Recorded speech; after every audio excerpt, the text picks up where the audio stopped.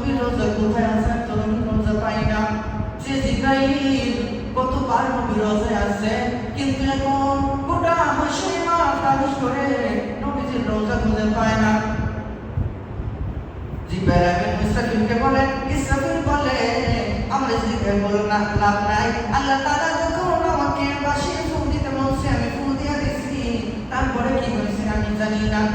মাটির মধ্যে আছে, মাটির এসে জিগাও।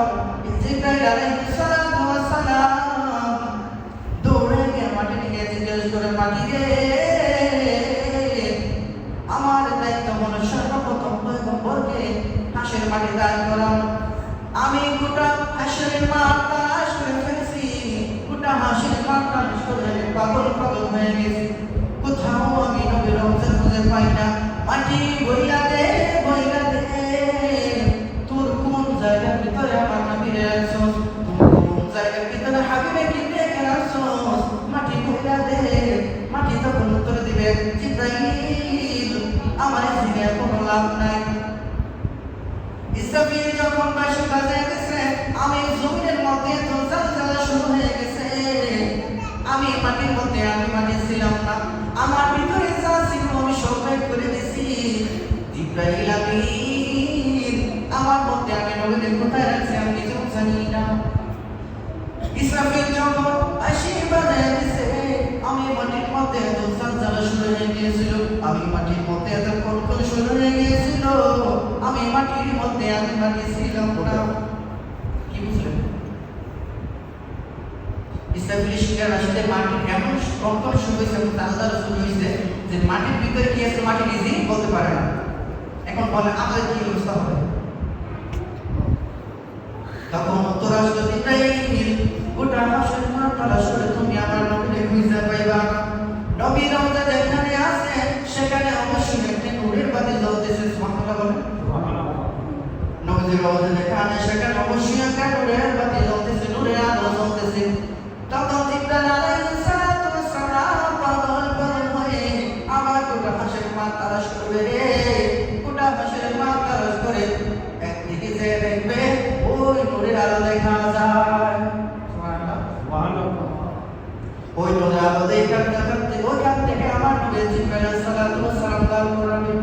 তবে শুনেন শুনেন, জিব্রাইল যখন নবীকে দান করাবে, সমস্ত দুনিয়ার মানুষ যখন দান করাবে, তখন সমস্ত মানুষ উলঙ্গ অবস্থায় কাদা মাটির উপরে দাঁড়াবে।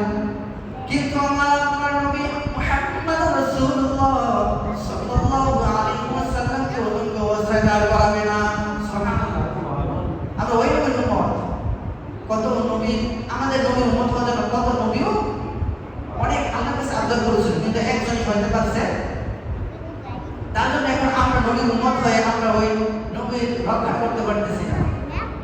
আমরা নামাজ একত্র করলে আরম্ভ করি না, যোহর নামাজ পড়লে আসর করি না, ফজর পড়লে যোহর করি না। এমন মানুষ আছে ফজর নামাজ পড়ে না, শুধু শুক্রবারে জুম্মার নামাজ পড়তে আসে, ঠিক না? ওই বান্দা হয়তো ভাবে আমার জন্য কোনো নামাজ নেই, শুধু শুক্রবারে জুম্মার নামাজ নেই, আমার জন্য আছে। কিন্তু আল্লাহ তাআলা বলে, বান্দা আমি তোমার জন্য 5 ওয়াক্ত নামাজ ফরজ করে দিয়েছি, কিন্তু বান্দা নামাজ পড়তে আসে না। বান্দা যখন আজানের সময় হয় তখন ওই বান্দা বন্ধু বান্ধব আড্ডায় লিপ্ত হয়ে যায়, খেলাধুলায় লিপ্ত হয়ে যায়, বান্দা নামাজ পড়তে আসে না। তাদের অন্তরে যদি একটু মরার ভয় থাকতো, ওই কবরের ভয় থাকতো, কবর ধনীটাকে বান্দা আমার কাছে আসার সময় একটু চিন্তা ভাবনা করে আসো, আমি কবর কিন্তু ভালো জায়গা নয়, আমি কবর কিন্তু ভালো জায়গা নয়, আমি কবর কিন্তু সাপ বিচ্ছুর গড়, আমি কবর কিন্তু ভালো জায়গা নয়। এখন আল্লাহ তাআলা বলেন, বান্দা তোমরা যদি আমার সারা বছর গুনাহ করছো, বান্দা লা তাকুনাতু মিন রাহমাতিল্লাহ, বান্দা তুমি তো আমার রহমত থেকে গুনাহ করো নাই। বান্দা তোমরা তো আমার কোনো গুনাহ হইতে আমার রহমত থেকে কোনো গুনাহ করো নাই। আমরা আল্লাহ তাআলার রহমত থেকে বেশি গুনাহ করছি? কথা বলেন, আল্লাহ তাআলা রহমত থেকে কি আমরা বেশি গুনাহ করছি? কথা বলেন, বুঝুন আমার কথা, বুঝেন নাই? আল্লাহ তাআলা যে রহমত আছে, ওই রহমত থেকে বেশি গুনাহ আমরা করতে পারবো? ওই গুনাহ করতে পারবো না।